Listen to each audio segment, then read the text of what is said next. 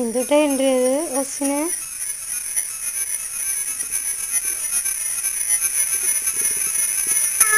എന്തിട്ട് സാധനമാവും ഈശോയെ, അമ്മാമ്മ തന്നതാ. എന്തായാലും കുഴപ്പമില്ല, ടേസ്റ്റ് ഉണ്ടേ. ഈ കൊക്ക് നിന്ന് ഞാൻ മടുത്തു. ഇത് കൊള്ളാട്ടാ.